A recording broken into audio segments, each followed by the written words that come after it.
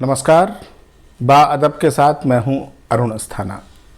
चीन पर चल तो बहुत कुछ बहुत दिनों से रहा है, लेकिन अब स्थितियां ऐसे मोड़ पर आ गई हैं कि हमें अब चिंता करनी चाहिए। मतलब चीन को लेकर हमको आपको अब चिंता करनी चाहिए। सरकार को तो चिंता करनी ही करनी है। हमारी सुरक्षा की जिम्मेदारी सरकार के ऊपर है, हमारी यानी देश की, आपकी, हमारी, हम सब लोगों की। लेकिन सरकार चुप है तो चिंता बनती है। चुप्पी अगर बनी रहती है तो चिंता बनती है। हमें अब सरकार से सवाल पूछने होंगे, सरकार को जवाब देना होगा। ऐसे मौक़ों पर चुप रहना आशंकाओं को बढ़ावा देता है। 2 दिनों का घटनाक्रम देखिएगा।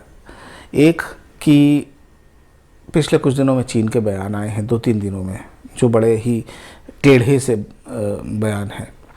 उसके बाद फिर कल अमेरिका ने अपने एक एक्शन का ऐलान कर दिया। फिर जो बाकी दुनिया है वो अभी तक चुप बैठी है, एक यूके के प्रधानमंत्री को छोड़ करके, जिन्होंने आज ही जो है कुछ अपनी चिंता जाहिर की है।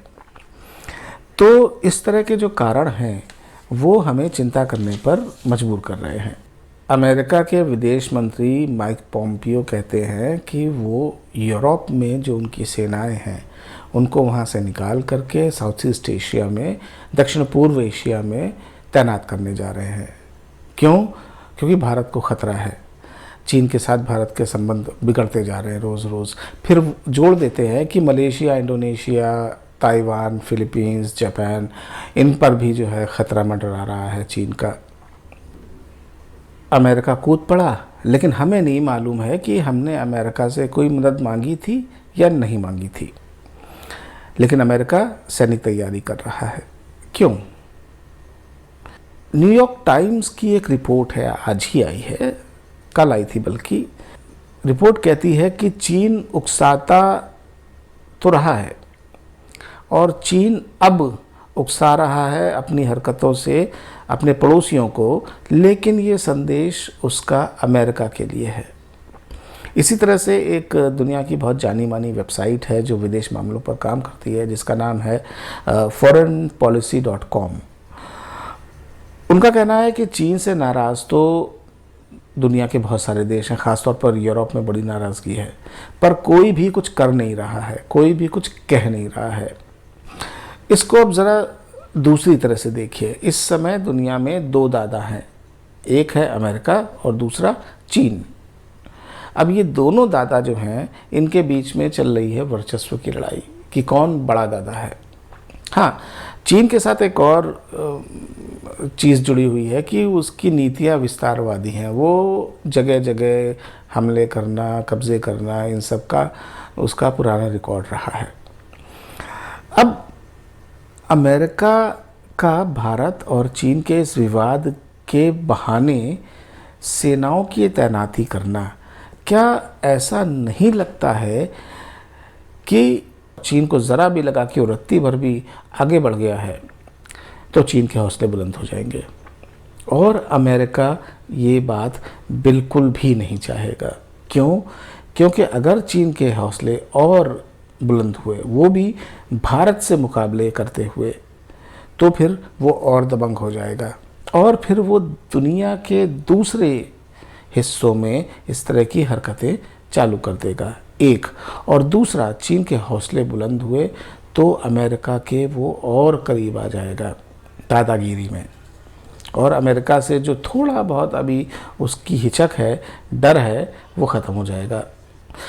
तो एक तरफ अमेरिका आस्तीनें चढ़ा रहा है, फिर चीन के नेता बयान दे रहे हैं, फिर चीन का जो सरकारी अखबार है ग्लोबल टाइम्स, उसमें जो भड़काऊ बयान आ रहे हैं या धमकियां आ रही हैं, इन सारी चीज़ों के पहले शायद मायने नहीं थे, क्योंकि 2 और 2 4 करने में मुश्किल हो रही थी, लेकिन अब धीरे धीरे चीज़ें साफ़ हो रही हैं।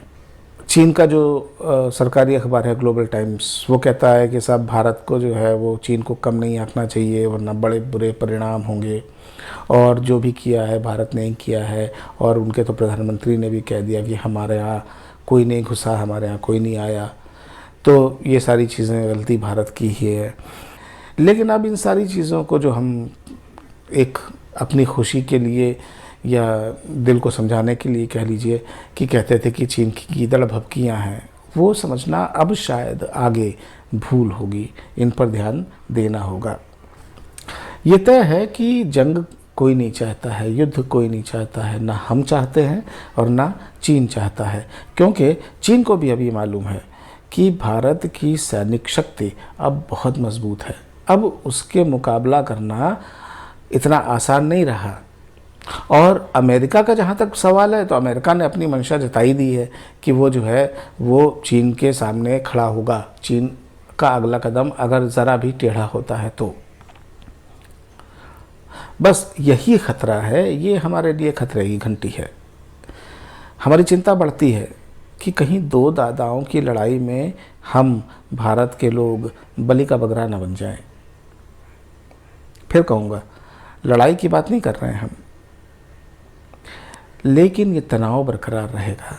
और अगर तनाव बरकरार रहता है, अगर ये जल्दी ख़त्म नहीं होता है, तो इसके नतीजे हमको आपको भुगतने ही पड़ेंगे देर सवेर। एक तो पहले से ही हमारा देश आर्थिक मंदी का शिकार था, फिर कोरोना आ गया, उसने इस मंदी को बिल्कुल गर्त में पहुंचा दिया। अब थोड़ी बहुत जो फिर वापसी की उम्मीद जग रही थी, तो ये संकट आके खड़ा हो गया चीन के साथ में। तो ये पूरा देश इस समय तनाव में और अंदेशों में और आशंकाओं में और चिंताओं में जी रहा है, आप माने या ना माने। अब आप शेयर बाज़ार को देखिए। शेयर बाज़ार कहीं का भी हो, किसी भी देश का हो, वो वहाँ का एक बैरोमीटर होता है। वहाँ के आर्थिक ही नहीं, सामरिक, राजनीतिक, जनता का मानस, जनता की सोच, जनता की चिंताएं, देश की पूरी दशा दिशा, इन सब पर निर्भर करता है वो बैरोमीटर। बड़ा वैज्ञानिक तरीका है वो। अब भारत का शेयर बाज़ार, चाहे बीएसई हो चाहे एनएसई हो, दोनों जो है वो जो अनलॉकडाउन जब से शुरू हुआ तब से सुधरना शुरू हुए। हालांकि उससे पहले भी सुधरना शुरू हो गए थे, इस उम्मीद में कि अब जल्दी ही अनलॉकडाउन हो जाएगा और धंधे फिर शुरू हो जाएंगे, लेकिन उसके बाद थोड़ा तेज़ी से उभरना शुरू हुए थे। लेकिन अभी 2-3 दिनों में जब से ये सारा घटनाक्रम जिनकी हमने अभी चर्चा की शुरू हुआ है, उसके बाद से जो है ये बाज़ार फिर से नीचे जाने लगे हैं।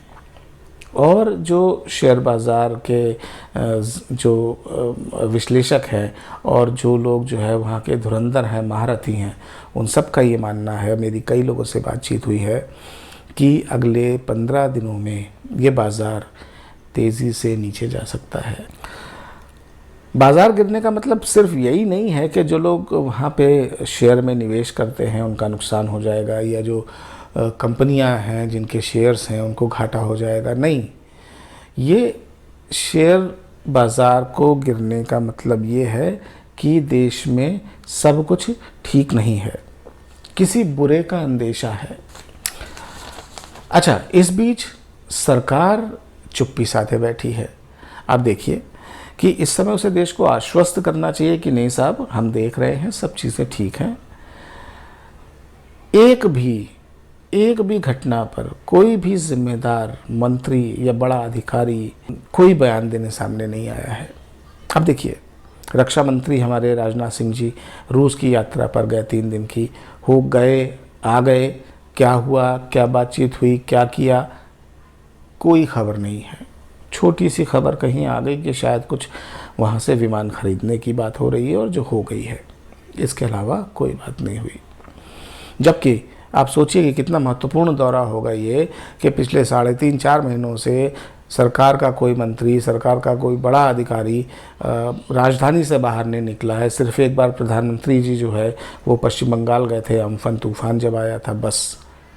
और जब सीमा पर इतना भारी विवाद हो तो राजनाथ सिंह रूस चले जाते हैं, तो ज़रूर कोई महत्वपूर्ण मुद्दा होगा, लेकिन देश को बताया जाए तो हम आप आश्वस्त हों, जो हम नहीं हो रहे हैं।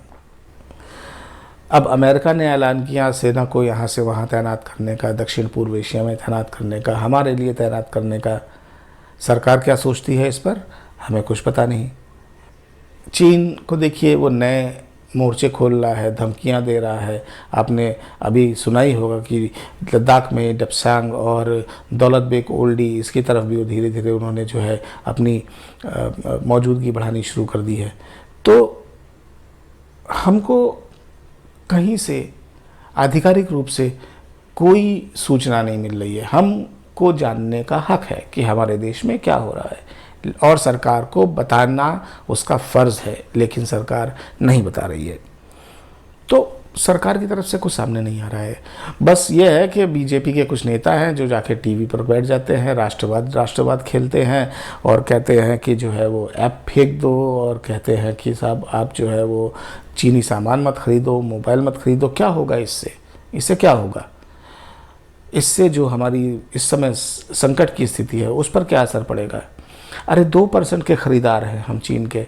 2% अगर हम पूरा बंद कर देंगे तब भी चीन पर क्या फ़र्क पड़ेगा? 98% तो उसका व्यापार वैसे ही चल रहा है ना। क्या बिगड़ेगा इससे चीन का? कुछ नहीं। विपक्ष सरकार से जवाब मांग रहा है, सरकार का एक भी रिप्रेजेंटेटिव कहीं कुछ कहने को तैयार नहीं है। टीवी पर बैठकर बड़ी बड़ी बहसबाजी हो रही है, लेकिन वो सारे लोग भी सरकार के प्रतिनिधि नहीं हैं, वो भारतीय जनता पार्टी के प्रतिनिधि हैं, और जो वो कह रहे हैं वो सरकार की बात नहीं है। ऐसा ही रहा तो ज़्यादा दिन नहीं है जब ये तनाव जो है ये हमारे आपके जीवन पर असर करने लगेगा, दिखने लगेगा। हमारी जो ज़िंदगी थोड़ी बहुत पटरी पर आनी शुरू हुई है वो फिर पटरी से उतर जाएगी, और अब की जब उतरेगी तो बहुत बुरी तरह उतरेगी, ऐसी आशंका है। अगर ये तनाव ऐसे ही बना रहा तो हम आप ये देश कब तक आशंकाओं में जिएगा, कब तक अंदेशों में जिएगा? सोचिए, सवाल पूछिए, जवाब मांगिए। नमस्कार।